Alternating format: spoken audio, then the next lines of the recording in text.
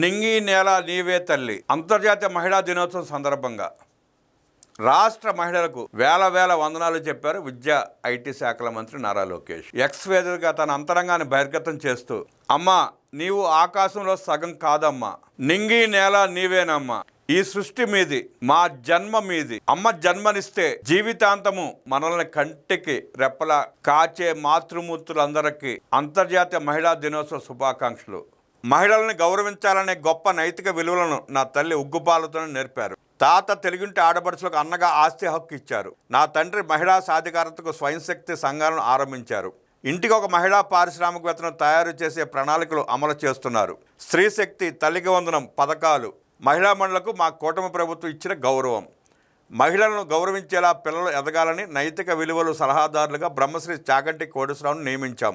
వారి దిశానిర్దేశంలో నైతిక విలువలు పాఠ్యాంశాలుగా ప్రవేశపెట్టాం. పాఠ్య పుస్తకాలలో ఎక్కడ స్త్రీ పురుషుల చిత్రాలున్నా వారిద్దరూ సమానంగా ఉన్న ఫోటోలనే వేశాం.